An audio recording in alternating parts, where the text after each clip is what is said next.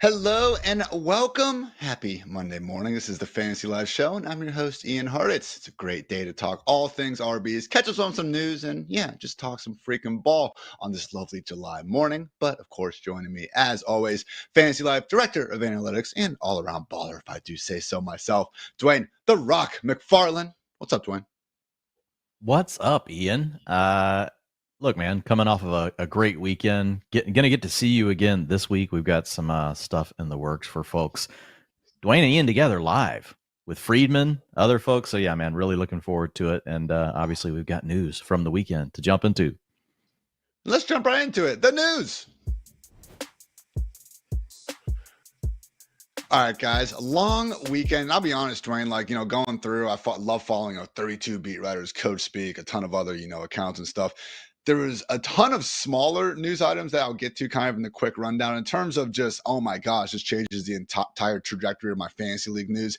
Maybe not quite that, but there was one really big injury update from ESPN's Dan Graziano that I do think is worth talking about, specifically about Nick Chubb in this Browns backfield.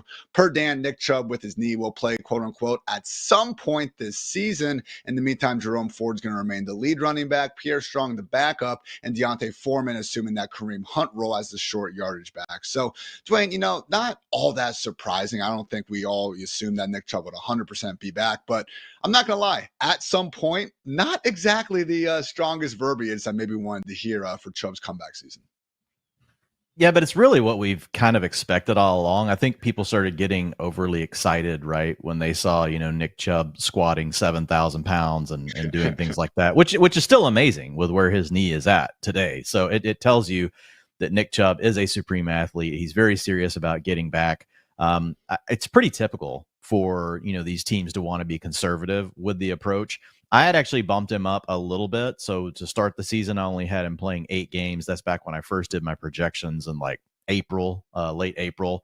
And I had worked that up to where, okay, we've got him playing 11 games. And then I just bumped it back down to 10. So I'm just keeping him at 10 right now. Sounds like probably 6 to 8 is that sweet spot. So I just split that in the projections. As far as like Jerome Ford goes, last season in the games without Nick Chubb, and I'm going to go ahead and count week 2 because Nick Chubb only played 21% of those snaps, and that was actually Jerome Ford's second biggest game of the season. Now, this does include the playoff game, 12.6 fantasy points per game, and it does match up with what Graziano said here. He was the lead running back. He never really got to a spot, though, Ian, where he was like a 60, 70%, workhorse guy as far as getting the attempts on the ground. He did get more of the passing down work. He averaged 42% of the team's rushing attempts, but then he got, if you look at his 2-minute offense involvement, almost 70% of that.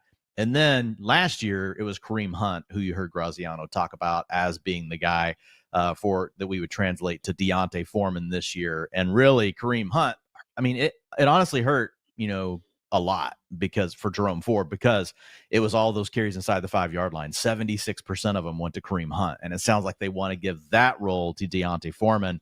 And that really stinks because if you had Jerome Ford getting that passing down work and getting like, say, even half of those carries inside the 5 over Foreman, I think he could have 14.5, 15.5 fantasy point per game potential. But without that, it kind of keeps him in that role where it's like, okay, you're the between the 20s backs. You're going to get a little extra value in these games where, we get into a shootout and we need to use our 2-minute offense, but it's going to be hard to consistently count on Jerome Ford as much more than that. So even with this news, I looked at it this morning. I was like, I struggle finding a way to move Jerome Ford up, A, because of those things. And then B, by the time I know I really need him in my fantasy playoffs, most likely Nick Chubb's back, right? And he's taking even more work away from Jerome Ford. How many touchdowns do you think Kareem Hunt scored last year, Dwain? 7? 9? I would have probably guessed like 6, to be honest with you, because the other efficiency metrics were horrendous. But to your point, they got inside the 5-yard line, and it did become the Kareem Hunt show. So, maybe having Deshaun Watson out there instead of Flacco is going to lead to a bit more QB involvement in the run game once they get to that area of the field. But yeah, man, it's really not a situation where we can fully get behind Jerome Ford. And I don't really think it's, malpractice by Kevin Stefanski or anything like that. Because as much as Jerome Ford, you do watch his like top 4 or 5 plays from last year, the reverse field runs, some of the big plays down the field, even as a pass catcher. Yeah, he's got a great, 30, 40-second highlight film, but no running back actually got stuffed at the line or behind for a loss more often than Jerome Ford last season. So complimenting him with that short yardage back does make some sense. Just hopefully for Jerome Ford's sake, we don't see Nyheim Hines, get too healthy either and then go ahead and start taking away from that part of his game. So, Dwayne, I had my fade article go up last week, and I almost felt like I was cheating by putting Nick Chubb in there. But hey, man, you start looking at the ESPN Yahoo ADP, pick 98 overall on ESPN, pick 89 on Yahoo right now with Nick Chubb. I was flabbergasted by this, and I even went to Twitter to be like, guys, look at some of the players going behind Nick Chubb, and I got unironic responses that are like, and what are you trying to say here? And it's like, yeah, he's coming back from an absolutely devastating knee injury, and we don't know, one, when he's going to be back, and two, if he's going to be even close to the same player once he is. So I don't know about you, Dwayne, but I'm waiting to pick 120, pick 130 usually to get my Nick Chubb shares, not touching them even close to what the current cost is in redraft land. For sure. 125 to 140 is where I've been waiting. Now, I've been a little bit more willing to select him lately just because, again, like there was some positive news, but I didn't want to go overboard. It's typically even after ADP, like even if I'm on somewhere like underdog, right, playing best ball, right, I typically wait. And Jerome Ford's an interesting one. Do you ever find yourself clicking on his name? Like the only time I ever do is like, maybe I really waited at running back and I took Jonathan Brooks, and Jaylen Warren somehow. Maybe that's my first 2 running backs, and I took them, at a turn, somewhere, had all wide receivers, got my tight end, got my quarterback. Now I'm starting on my running backs. And then like in that scenario, I'm like, okay, maybe Jerome Ford can somehow squeak out 14 fantasy points per game for me until one of these other guys come on. But otherwise, like I've really struggled to click on Jerome Ford. And maybe the scenario I'm not considering is what if Nick Chubb has a setback? Then how do we feel about Jerome Ford? I mean, I think the backfield's still going to be divided. That if we knew that Jerome Ford was potentially going to be available in the fantasy playoffs, I might change my mind a little bit more about where I've been, willing to take him. Look, he had some nice weeks, and especially that, RB5 finish in week 17 last season was certainly nice for a lot of people out there. But like when I did my handcuff tiers, I mean, Ford was tier 3 for a reason. This is going to remain a 3 RB, committee, regardless of Chubb's status. So I'm with you, Dwayne. He goes right alongside a bunch of tier 2 running backs in my handcuff tiers, at least, like Blake Corum, Trey Benson, Zach Charbonnet, who, don't have the same week-to-week upside. But to your previous point, usually in the draft, this is, the third or fourth running back we're taking. So I kind of want to swing for the fences anyway. So not taking a lot of Ford, not taking a lot of Chubb. We'll see as things progress and the ADPs change. But yeah, right now, maybe we see this top 5 most run heavy offense over the, past 4 years actually start to lean on their, $200 million plus quarterback a bit more. What a novel idea that would be. But again, that was the Browns backfield. Dwayne, outside of injury updates, there were 2 really big news items last Friday. Both Jordan Love and Tua Tagovailoa have joined the $200 million plus quarterback crew. That's right, they got absolutely paid. Tua's deal is 4 years, $212 million. Jordan Love's 4 years, $220 million. Love's now being called the highest paid quarterback ever. I'm not sure why his $55 million is considered more than the $55 million Burrow and Trevor Lawrence got paid. But you know what, Dwayne, I'm not a doctor or certainly a cap expert here. So regardless, both guys very freaking rich at this point, and I think it's deserved, man. As much as we want to sit here and nitpick some, Love's only done it for half the year. Well, okay, he was a top freaking 3 quarterback for that half of the year, so that helps matters. And then with Tua, you just can't look at any of his advanced metrics, whether it's EPA per dropback, PFF pass grade, passer rating, yards per attempt, completion percentage over expected. Like he's top 5 in all these things over the past 2 seasons. So I'm not sure how you can exactly shoot down that style of play. Now is a better, I guess, team building just idea in the year 2024, unless you have a Mahomes or Josh Allen. Just punt the position and try to reset. Maybe. I think that's the argument because Mahomes is that freaking good. But just in terms of Love and Tua, Dwayne, they played like top 10 quarterbacks. So I think it makes sense they got top 10 quarterback money. Yeah, I mean, we spent a lot of time talking about Jordan Love, in our quarterback episode, so I won't spend too long, but he was on an absolute heater to end the year. I mean, the guy couldn't have ran any more pure, Ian, coming into this contract negotiation. I mean, and it wasn't just, the completion percentages and those things. It was just the way he showed up in really big games. The way he handled the pass rush of the Dallas Cowboys, I had a front row seat to that, and just watching him, just make these little subtle movements in the pocket and evade Micah Parsons, step up, find a Romeo Dobbs 20 yards down the field to pick up a 3rd and long. Just those sort of things, man, they're not common in the league. Now, it could turn out that what was going on was it was a fluke for him, because now the league's got another year, right, of tape on Jordan Love. It was his first full season, and now everybody's going to know what he was doing well in the second half of last year, and you can fully expect defenses to adjust to that. They're now going to be trying to take away the things that they know he does the best, and they've got a better roadmap to what those things look like. So the next phase is, can Jordan Love then adjust to that? Once the defenses make their adjustments, can he now adjust off of that? But if he does make it through that step, I have to say, when I watch Jordan Love, I definitely get Patrick Mahomes vibes. We don't have the sample to say he's going to be that,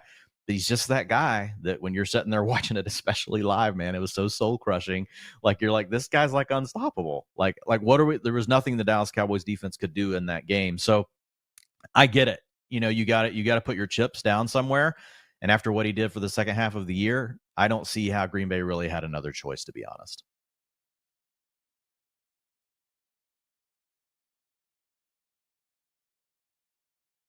Yeah, and when we talk about Tua, when you look at him, like, it's a little bit different than Jordan Love, right? It's kind of the opposite thing.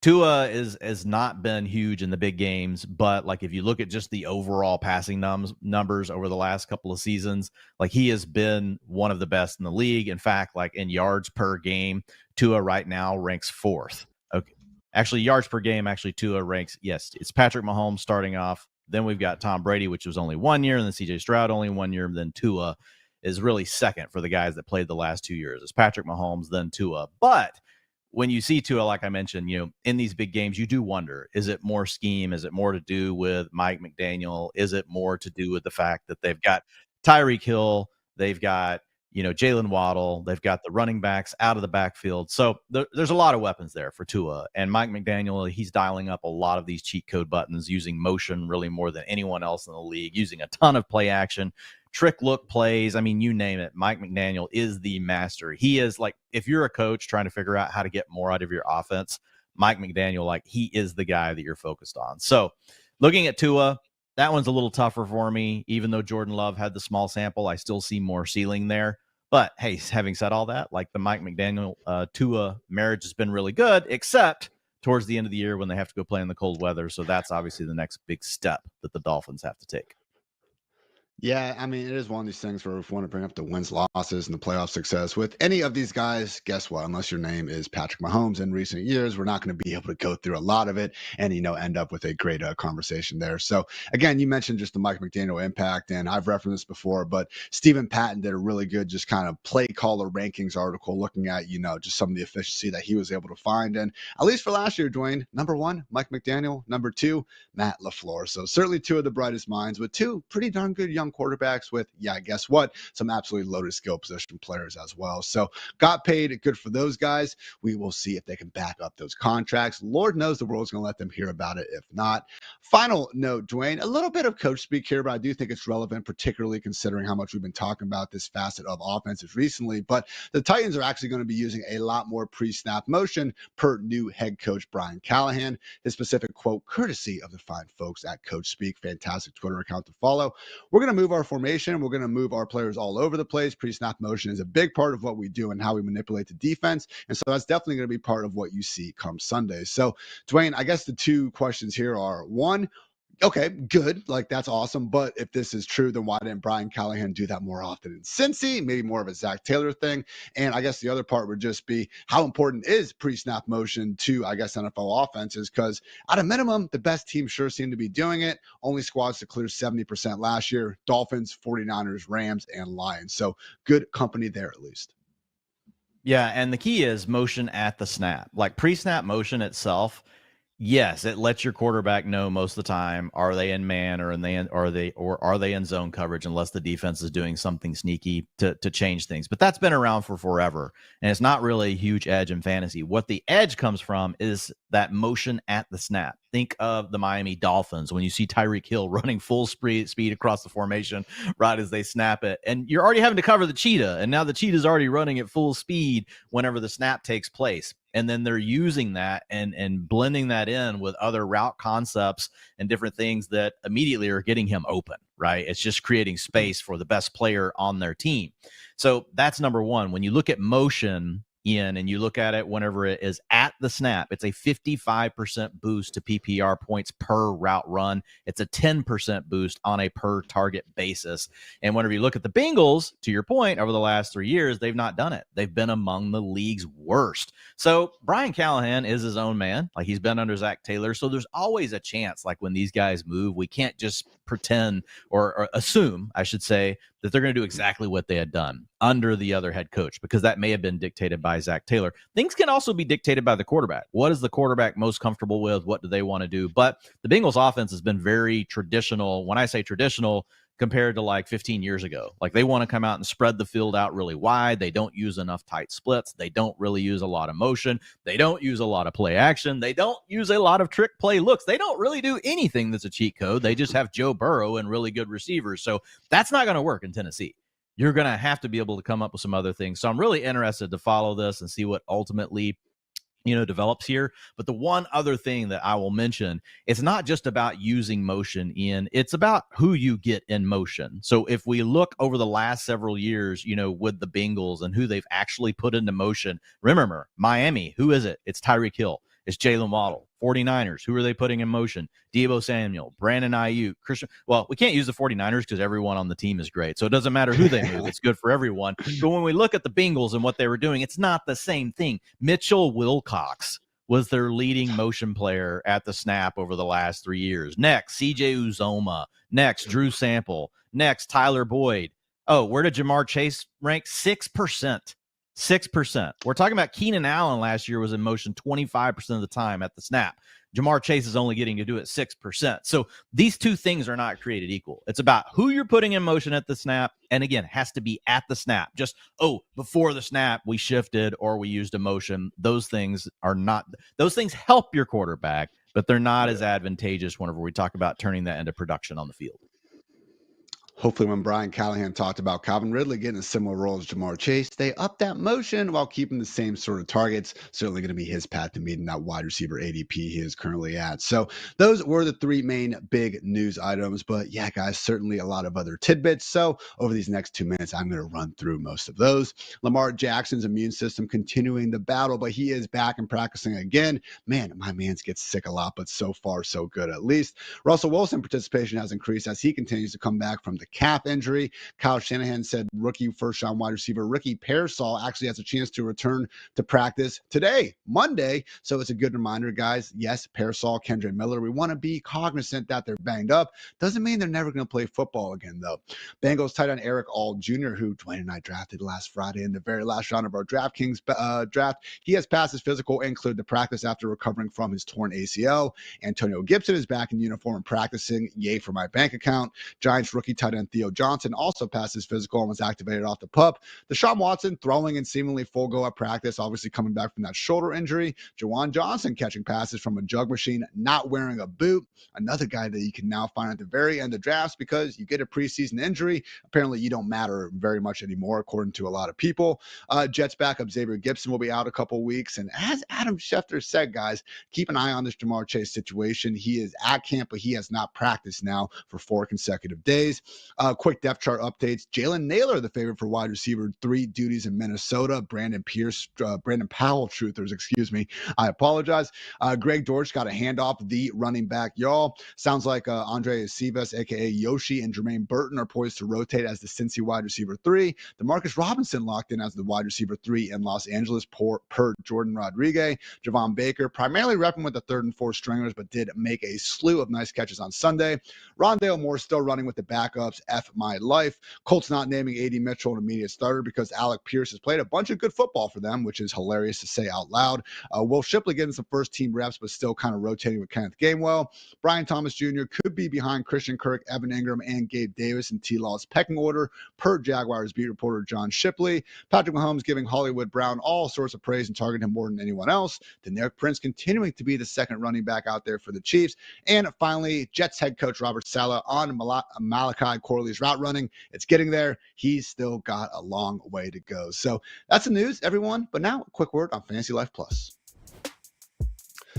Fantasy Life Plus is Fantasy Life's new premium product. We are trying to give you guys consensus ranks, projections, ADP, a ton of cool stuff, but probably nothing cooler than our draft champion tool. If you guys are anything like Dwain and myself, yeah, we spend a heavy portion of the summer in the best ball weeds, and that's great and all, but sometimes we got to get that mind flip going into redraft or even into dynasty, and our draft champion tool really helps you do all that. So again, really just customizable league options. I think the AI and ADP stuff on it is very, very pure. And yeah, whether it's dynasty, best ball, redraft, you can again do whatever style you're looking for with keepers and everything, and then just get those fast live reps where, yeah, you can make mistakes by yourself against a computer instead of against all your best friends who are going to make fun of you until the end of time, because that's what fantasy football is all about. So again, guys, really cool stuff. And for the low price of less than a Chipotle burrito per month, tough to beat that. You want to support us? You want to support yourself? You want to support your bank account? Then go ahead and support Fantasy Life Plus.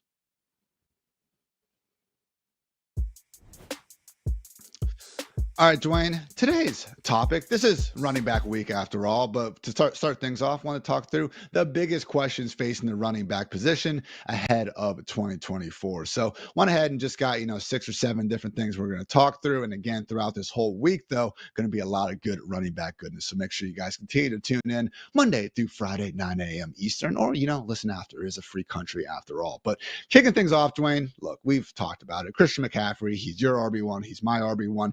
He's everyone's RB1, and it makes a lot of sense if you want to pick him at the 101 or even the 102. But again, we've discussed this. It's Christian McCaffrey and CeeDee Lamb as our top 2 players at the top of drafts. After that, though, are you willing to start looking strong at Bijan Robinson and Breece Hall in home leagues? How many players other than Christian McCaffrey and CeeDee Lamb are you actively taking ahead of Bijan and Breece if, let's say, you're doing one draft this entire year? I would take Tyreek Hill ahead of those two. Just because Tyreek Hill, like, what other wide receiver do you feel more confident about having a shot at 2,000 yards receiving? Like, it's Tyreek, yeah. Right? Tyreek could still break fantasy football. PPR and then I think it's both. I would do it in both. Cool. Standard, I would start leaning to the running backs. But again, like when when you have the upside for 2,000 yards, essentially you're getting the same yardage as running backs are, right? And that's the thing with Tyreek. I think the next player that I would consider would be Ja'Marr Chase. But if I'm only getting to draft one time, I'm taking Bijan or Breece. It's McCaffrey, CeeDee Lamb, Tyreek Hill. And so, look, we have these two guys. They're coming in to their primes of their career. We know that typically for running backs, it's year 2 whenever they have their big breakout. Breece Hall will be year 3, really year 2 if you count his injury. Bijan obviously going into year 2. We like the upgrades for both of these guys at quarterback with Kirk Cousins as well as Aaron Rodgers back under center for Breece Hall. So less concerned about teams just being able to completely load the box or having an offense that just can't score any points, which was a problem for both of these teams last year.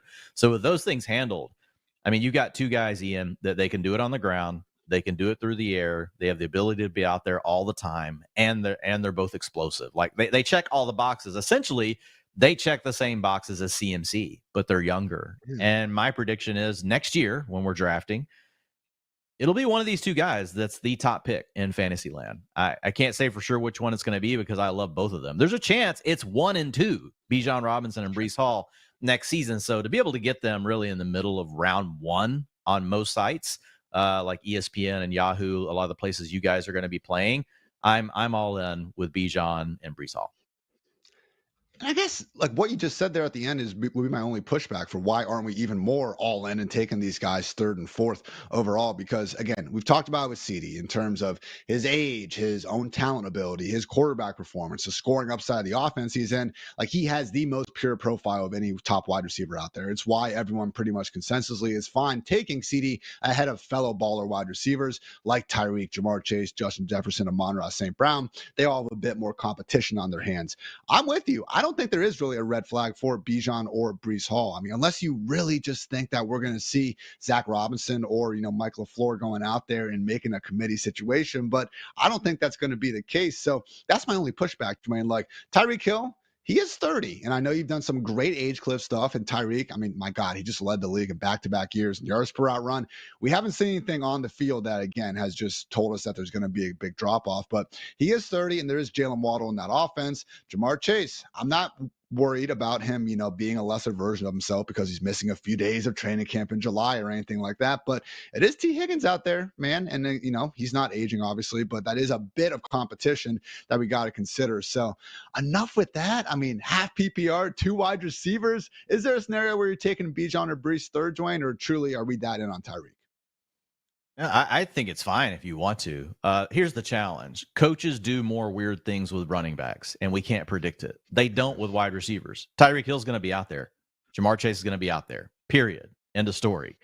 Bijan and Brees, as much as we expect them to get the full workload, Tyler Algier has a great camp. There are outs, right, that can go wrong for you at running back. Also, you do have higher injury risk for the running backs. I mean, it's so once you put it all together, I'm still taking Tyreek Hill at 3, but I don't blame anyone, man, that wants to take Brees or, Bijan at that third pick. You just have to remember that running back is the position that coaches tinker with the most. Let's have this other guy be the short yardage back. We want this guy we got to work him in a little bit in the 2-minute offense. And a lot of times they don't look at it as they're not getting their best player on the field. They look at it as, hey, we need to give him a breather. We're giving him a pretty big workload. The challenge is if they suddenly do that in some of the spots where we're the most leveraged to earn fantasy points, well, then it can be an outsized impact, right, on their actual production on the field. A coach thinks, we'll let him take this play off. He doesn't need to take this heavy hit inside the 5. And we as fantasy players were like, no, carries inside the 5. Those are the most valuable thing we can get. So it's just the unknown of what coaches may do.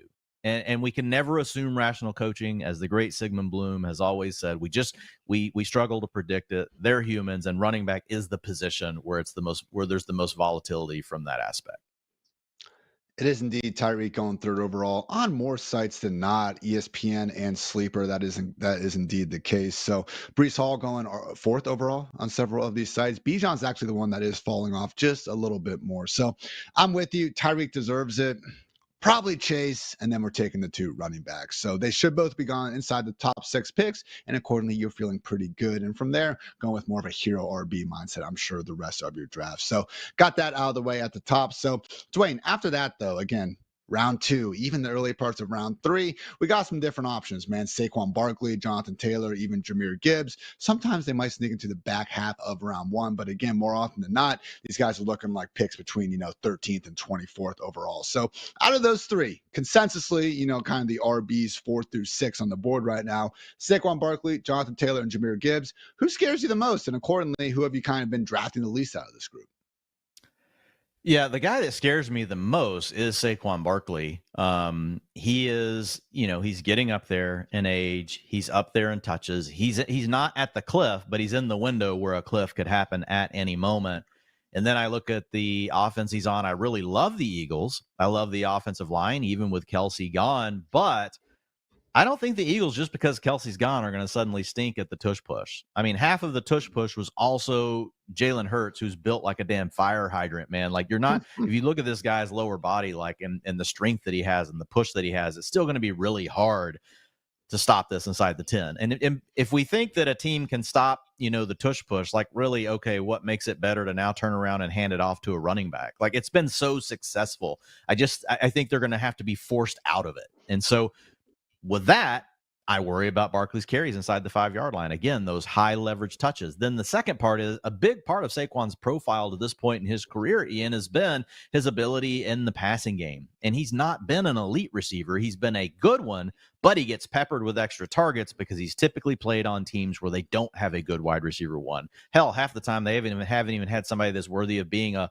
wide receiver 2 serving as their wide receiver 1. Look at last year. I mean, once Darren Waller went down, it was Saquon Barkley or bust. It's not going to be that way in Philadelphia. First read's going to be A.J. Brown. Next read's going to be Devonta Smith. Oh, those guys aren't open. We're going to Dallas Goedert. It's not going to be Saquon Barkley. And then even if you get to that, there's a chance Jalen Hurts just takes off because he was playing hurt last year. So I think you're going to see more rushing upside this year in the scramble game out of Jalen Hurts, assuming that he stays healthy. So once I look at all those things and I put it all together, all the factors, I like the offense Saquon's on. I still think he's clearly the lead back on this team, but in some of those really high leverage spots where we get outsized impact on our fantasy points scored, I have major concerns about Saquon Barkley. So he's a guy that I've not found myself really wanting to pick on in late round 1, early round 2, even mid round 2. Now, when he slides to the end of round 2, I'm a little more willing to consider Saquon Barkley. I did a draft yesterday. Yes, guys, full disclosure, it was best ball.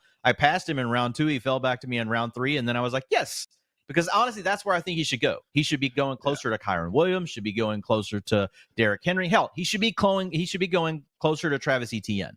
Like, that's where I look at Saquon Barkley. So just slightly overpriced right now for where he is in his career and the role.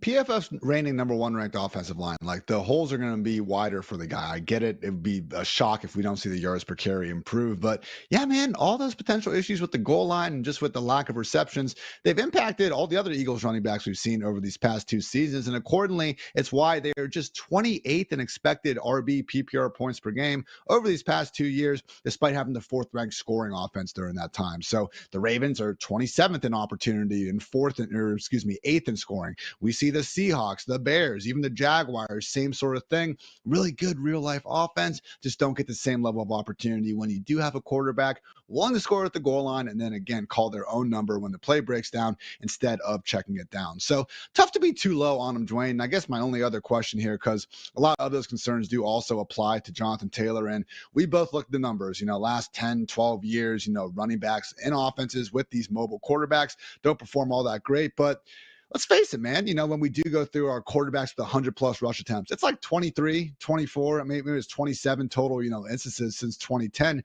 or whatever it is. There's not too many running backs these days that do have the 300-plus touch floor, I think we can say, for Saquon and JT. I mean, with good health, I'd be shocked if they don't get over that 300 number. So at what point, kind of when you are going through your round 2 of drafts, like, is there a wide receiver that goes off the board where you just say, you know what, give me the freaking running back in 300 plus touches, and we're maybe worrying about, can he score 18 touchdowns? No, but maybe he can get 12. Like, what is kind of the wide receiver breaking point for you? Is it after Drake London? Is it after more, Deebo Samuel? Or are you still just like, give me the upside wide receiver 2s regardless? Because to your point, you can get ETNs and those types of guys a bit later. Yeah, this is where I think, it does come down to your league. If you're in a league that plays full or half PPR and you have to start 3 wide receivers, I'm going with the wide receiver. If you've only got to start 2 wide receivers and you've got 1 flex spot open, then I'm going to go ahead and be willing to take the running back. I would say the line for me, Ian, is right around Chris Olave. Once Olave is off the board, like, I love Nico Collins, but a lot of target competition, right? He could honestly be the same situation we've had to deal with Brandon Ayuk for multiple years, because we've got these other guys that are really good. Same thing for Deebo. So Olave is the guy that I still think is a wide receiver 1 talent. You get a healthy Derek Carr back this year. You get Clint Kubiak coming in and bringing in more play action, more motion, all that kind of stuff. I think there's a real chance Olave, we look up, we're like, oh my God, wide receiver 6 is where he's at. But that's around the line where I could even see if you've been burned by Olave and you're just like, this guy Dwayne's an idiot, I'm not buying into Chris Olave anymore, then fine. That's about the spot where I would be willing to look at Jonathan Taylor and Saquon Barkley. I'll say with Taylor, I do lean to him a little bit more. Still younger than where we are with Barkley, was coming off the injury last year. So I think there's a better chance that we get a rebound in the efficiency department. I like the Colts offensive line, not as much as we like the Eagles. The Eagles offensive line is definitely the one I prefer, but both good units. And then we don't know for sure what Anthony Richardson's going to do. Is Anthony Richardson going to turn into a tush push guy, or is he going to be more like Lamar Jackson? He certainly has the body type to be more like he has the body type to be a blend of Lamar Jackson and Jalen Hurts. That's the scary thing about freaking Anthony Richardson. This dude could go nuclear, but we don't know for sure. So there's still a chance JT gets most of that work inside the 5-yard line, especially if the Colts view that as an opportunity to keep hits off of the shoulder, because, Jalen Hurts isn't battling shoulder injuries either over the course of his career, like what we have with Anthony Richardson. So I think there are a few more outs here for Jonathan Taylor. Saquon is the better receiver, but JT, less target competition, honestly. Michael Pittman, Josh Downs, A.D. Mitchell, there's some things we potentially like there, but they're not on the same plane as A.J. Brown, Devonta Smith, and Dallas Goedert. So when I look at it that way, I think when you add up all the factors, I do lean to JT over Saquon Barkley if I'm considering running back in that range. Final note on Saquon is that Eagles running back since 2021, yeah, they're 30th in rush attempts from the 1 yard line, but between the 2 and 5, they actually do rank first. So Saquon, man, if you really want to do it for your fantasy managers, just need to get those extra 3 feet, and maybe you won't be, pushing Jalen Hurts tush into the end zone quite as often. Dwayne, I know we focus mostly on Saquon and JT. Those are the guys we have more concern, but again, third member of this question was Jahmyr Gibbs. Obviously had a fantastic rookie season, and just in terms of just like how freaking awesome a dude's highlight reel is, like you watch Jahmyr Gibbs and you can see why people are, giving him the early career Alvin Kamara comps, even if some of the pass game upside wasn't quite fully tapped into during his rookie season. But Gibbs is someone that really is going at that round 1 turn. Are you fine buying there? It is scary using that high of a pick on someone that we actively project to finish with under 200 carries, and we believe he can catch the football, man. But I also don't love that after one full season, 90-year-old Ezekiel Elliott had virtually the exact same receiving numbers as Jahmyr Gibbs last year. So I know the ceiling, man. If David Montgomery misses time, we are probably locking Jahmyr Gibbs in as a top 3 running back in all of fantasy. But when D-Mount is out there, man, certainly seems like Gibbs probably is going to be ranked behind Saquon and JT on a weekly basis. I mean, maybe. I don't think that's a lock, just because Gibbs is entering his prime. Saquon and JT, they're entering their post. Barkley's already there, and I know people hear me say JT going into his post prime years. Guys, like, the window is small, and we'll be talking about that more here in the future. As far as the impact of age on running backs and when we should expect max production versus the fall offs and the peaks, all those sort of things. But Gibbs is in that sweet spot. The guy last season, once we got David Montgomery back and we had he and Jahmyr Gibbs healthy from week 10 through the NFC Championship game, we saw Gibbs get 53% of the snaps. Montgomery had 44%. 52% of the routes. Montgomery had 32%. 13% target share. Monty had 5%, or as you would say, Mounty. 21% targets per route run. And then we've got the short down and distance. They're almost equal. So 51% to Gibbs and 47% to Montgomery. And so we can't necessarily use all those things to say that's exactly how it's going to be the next season. Also, the 2-minute offense went more to Jahmyr Gibbs. But my point being is Gibbs pulled ahead of Montgomery in really every category, slightly. He was not like way ahead. So I'm already looking at Gibbs as being more the lead of this backfield versus early last year. We saw Montgomery as the lead back, and then slowly Gibbs had to work his way in. I think it's a close split, but with Gibbs as the lead guy, getting more of the work inside the 5-yard line, not having to come off the field every time for Montgomery. But in that stretch, man, he averaged 16.7 fantasy points per game. So that's what I'm kind of hoping to get from JT or Saquon Barkley.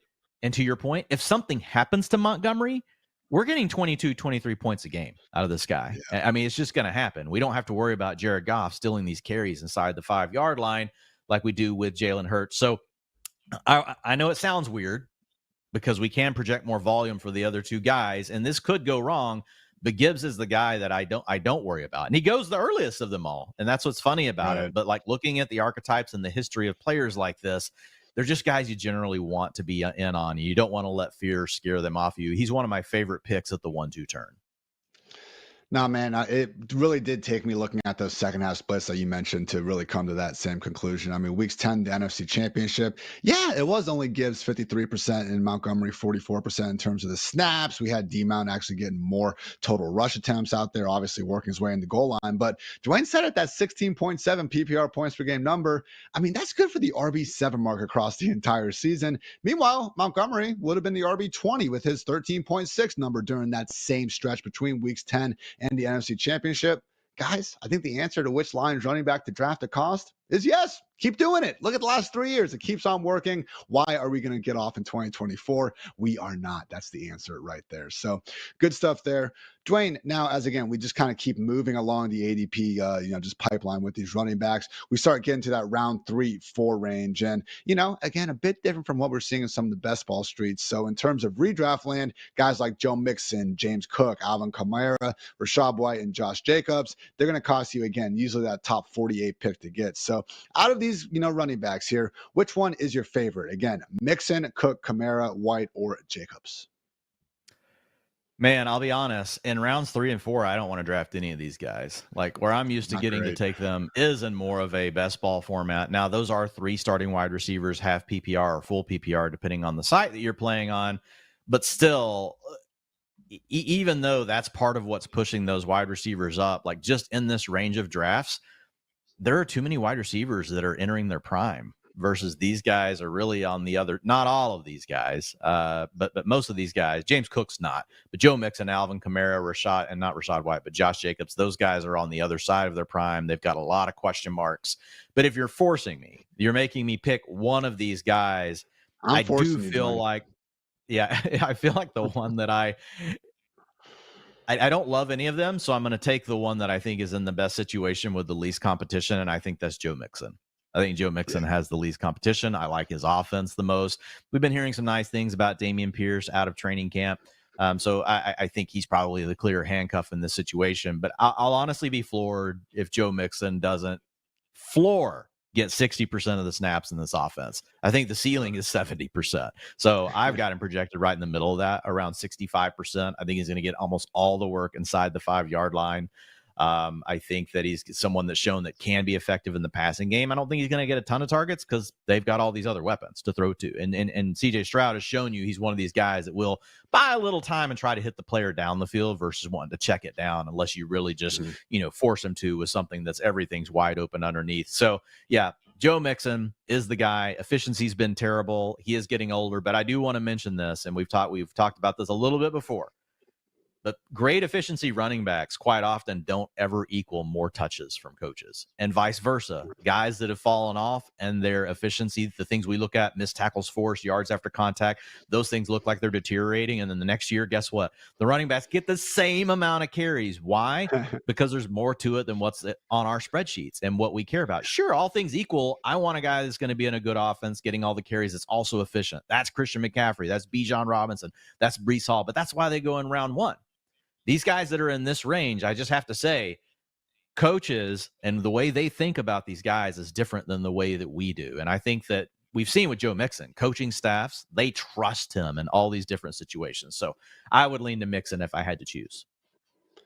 Coaching staff trusts him. It's the best overall offense. I think we can agree. Not that the Packers or the Bills are going to be bad, but just points per game upside. I'd probably take the Texans over the group if I had to pick. And honestly, just like which of these offenses were most willing to feature one single running back, it was probably the Texans. I mean, Dameon Pierce's early season role wasn't great, but Devin Singletary, I believe from the time he took over, which was around week 8 or 9 through the rest of the season, I believe was 4th among all running backs in total touches, again, during that time frame. So I'm with you on Joe Mixon, but yeah, that round 3, round 4 price tag answer might just be no to the group more times than not, particularly when, as Dwayne said, we do have those 3 starting wide receiver spots to be filling up. And, Dwayne, again, you look at, sites like DraftKings and Yahoo, like Cooper Kupp, Devonta Smith, these guys are available. DK Metcalf, Drake London is available at pick 35 on ESPN. I mean, I'm taking all those. Jalen Waddle, like DJ Moore. I'm taking all those guys over running backs. And even, man, once we start looking at some of the quarterbacks, Jalen Hurts, Josh Allen, even your Lamar and Patrick Mahomes, yeah, if all those guys are gone, then I'll start looking at the running backs. But for me, if I can still get a top, 20, honestly, not even top 24, like a legit top 20 wide receiver or one of these elite quarterbacks, and maybe even the tight ends, like I need those guys to be off the board before I'm looking again at some of these running back names. Yeah, I agree. You should be Drake London in round 3 is criminal, guys. Like, come on, you're adding Kirk Cousins. Like your yards per game is going to go way up. You get Zach Robinson. You're going to get less rotating of Drake London and Kyle Pitts off the field. Like Drake London has a 25% targets per route run over his first 2 years, and now you're going to put him in a good offense. I'm honestly going to be floored. Minimum, Drake London's going to be a high-end wide receiver too. Maximum, you look up and you're in week 5 and you drafted Drake London, you've got a top 5 wide receiver. Absolutely crazy ADP going on right there. But, it's what is out there, so we will certainly take advantage of it. We'll say again, don't think these are pure dead zone running backs. That is just, in my opinion at least, just this pure inefficient running back in a bad offense that, again, we just have that volume. If you want to say that about Rashad White or even this stage of his career, Alvin Kamara, I'm not going to completely disagree with you there. But Joe Mixon, James Cook, Josh Jacobs existing in the Texans, Bills, and then Packers offenses, I do think excludes them from that dead zone labor. So those would be the labels. Those would be the three that, again, I prioritize out of this group. But yeah, guys, another place I prioritize, DraftKings Sportsbook.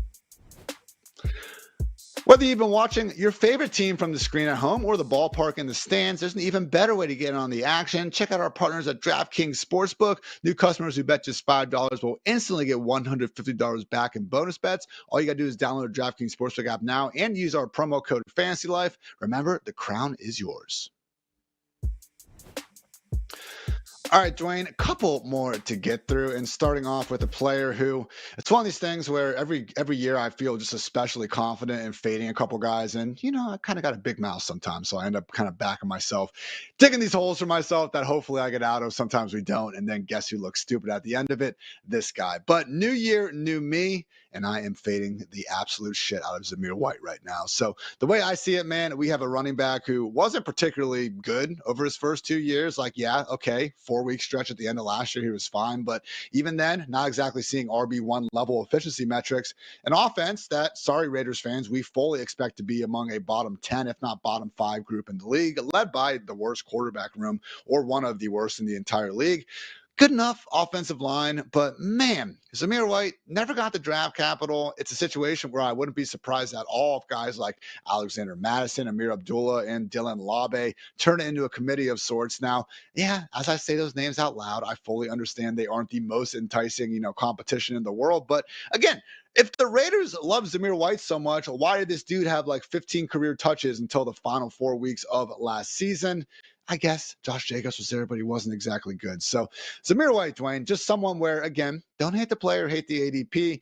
If he was going a good 20 picks later and I could actually get him closer to pick 100, I think that'd be fine. But as things stand right now in redraft land, man, top 80 pick, and you got to take him alongside guys like T. Higgins, Amari Cooper. You're taking him ahead of James Conner and Jonathan Brooks and Kyler Murray. I'm not, but people are. Yeah, I mean, I think he's actually priced probably fine. Like, I agree with all the issues that you talked about, with him. But like looking at the running backs like that he's going around, like if we're just looking at ESPN ADP, which I'm doing over at Fantasy Life Plus with the handy dandy ADP tool, I got him right now up, and you got David Montgomery going ahead of him, which I would certainly take. James Conner going 1 pick behind or 2 picks behind him. I'm taking James Conner. Jonathan Brooks, to your point, I am taking over him, and I'm probably taking Jalen Warren as well. But like after that, like he's right in that range. Look, not a hyper efficient back, but Antonio Pierce has said he likes him. The depth chart challengers are honestly almost nothing. So like he's going to have to really fail in a big way. If he was going like in round 5 or 6, I would agree. I would just be like, yeah, this is a trap. Like I would not take him inside the top 72. But once you get past that and you're like, okay, he's a round 7, round 8 pick, maybe you went really, zero RB or hero RB. He's going to be your running back 2, something like that, or even as your running back 3. I would be okay with Jahmyr White in that case. Like, look, if he gets the volume, like we know it's going to be fine. Last year in the 4 games without Josh Jacobs, we had 18, 15, 16, and 13 fantasy points, 15.5 points per game. In an offense that wasn't very good, had quarterback challenges. But we do know we have a coach that's going to be willing to stick with the run game more so than what the average coach will be willing to do. So I think that's a plus from Antonio Pierce. So I'm with you. Like, I don't love clicking on Jahmyr White, but I feel like I feel like Jahmyr White is a guy that back in the day we would have been taking like 2 rounds before this. But now it's like the public is smart enough to know that he shouldn't go there. And so where he gets priced, he's fine. Like he's going next to DeAndre Swift. Like, am I certain DeAndre Swift's going to outscore Jahmyr White? No, I'm not. Like to me, that's probably a coin flip. The Swift one is wonky. I will give you that. But then I look lower and I see, again, Brian Robinson going pick 93, Raheem Mostert and Tony Pollard. I'm taking Mostert over him. Sorry, that's the other one I meant to mention. I would definitely take Mostert over Jahmyr White. So again, I don't think I can rank, 35 running backs ahead of Jahmyr White. But when he's going closer to 20 than 30, there are a handful I like more. And accordingly, that's why I'm not going too far out of my way to prioritize. But again, there is always going to be a draft strategy. You make it to freaking round 7 or whatever it is, and all of a sudden you don't have a running back. Yes, I can see why you might be more willing to go for Jahmyr White. So for me, I think he's a round or 2 overpriced. But then again, just because there might be better values later doesn't mean Jahmyr can't get things going. If he does, Lord knows I will hear plenty about it, and deservedly so. Dwain, How will Arthur Smith mess up this Steelers backfield? You already mentioned Jaylen Warren being someone that we would like to take ahead of Zamir White, but we also got Najee Harris around, and kind of early word out of Steelers camp is the fact that both these guys are going to be, doing their thing. So overall thoughts on this Steelers backfield and what you expect from new OC Arthur Smith. Yeah, I think it's just really tough to predict what Arthur Smith is going to do. That's what I would say. But what I can say is, like, whenever I look at, the ground games of all the teams in the NFL, I've got Pittsburgh, as being one of the most run heavy teams. So I think there's going to be enough volume to go around for both guys. I'm not crazy about Najee. I know people have been talking about, well, he was more efficient than we thought last year. They didn't pick up his fifth-year option, and still Jalen was better in every single category. Yeah. Jalen's the better receiver out of the backfield. Jalen's the more explosive player. Jalen's better than Najee Harris, period. Hands down, no questions asked. So if I am taking one of these two guys, it is typically Jaylen Warren. He is my second or third most drafted running back right now, like 215 fantasy football drafts into the season. All best ball guys, calm down. I'm not going to manage all those leagues. But Jalen's a guy that I love, but trying to tell you which one I struggle, so I just go with the one that I like more, Ian. I am checking my exposure right now. And Jaylen Warren, my fifth most drafted running back, rookie numbers by myself there. But yes, I'm with you. Hey, I'm not going to be complaining if Cordero Patterson gets more touches, but I have a feeling other fantasy managers might. And, I do understand the pain. Final question, Dwayne, and we'll make this kind of quick, but Chase Brown, Zach Moss, or maybe both. Right now with the ADPs going outside the top 100 picks, I do think both are viable. But yeah, we have some questions about Chase Brown holding up in pass pro. But I will say, man, for a guy with his workload history at Illinois and just the explosive pass catching ability we look for, I didn't love Chase Brown when he was going closer to pick 100, but I see his ESPN ADP right now, pick 140. That's an easy click for me there. Yeah, and he's moving up right now because of all the positive talk in training camp. It sounds like this is a split backfield. We would kind of lean towards probably going to be more Moss with just Chase Brown being the complement, but like the ceiling, Chase Brown's ceiling is higher than Zach Moss. Yeah. He is the more explosive player. He's got the big home run hitting ability. To your point, he's already shown that he can handle a large workload. Chase Brown is actually one of the names I am the most mad at myself for following along with the masses whenever he started to fall in ADP, and I kind of got away from him. I was still mixing him in, but I wish that I would have stayed true to my convictions. I did think that he had not shown what Tyjae Spears did. Still like Tyjae Spears more, but I felt like he did belong to be closer to Spears. And I kind of let some of the rhetoric on Twitter and things like that push me off of it. And now I'm really pissed at myself because now hearing these training camp vibes, this is where I originally was. I'm like, Zach Moss, yeah, he had a nice season, but he's still Zach Moss. Like, we've seen Zach Moss for his career coming out and assuming this guy is going to be the 65% guy over Brown. I thought that was the flaw. And then the other flaw was we were really getting upset with Chase Brown and what he did, and he had 50 opportunities last year. It's really, I'm not going to go one way or another on a 50 snap or 50 touch sample for a player. So I looking back, I'm frustrated with myself because I would like to be way more overweight on Chase Brown, but doesn't matter. I am taking him now, and if I had to pick between the two guys, you get him a little bit later, I would rather have him than Zach Moss. At cost, definitely Chase Brown, who reportedly has been taking pretty much all of his reps with the first team offense in Cincinnati. So please, fantasy football gods, do not add Samaje Perine to this equation somehow before the season.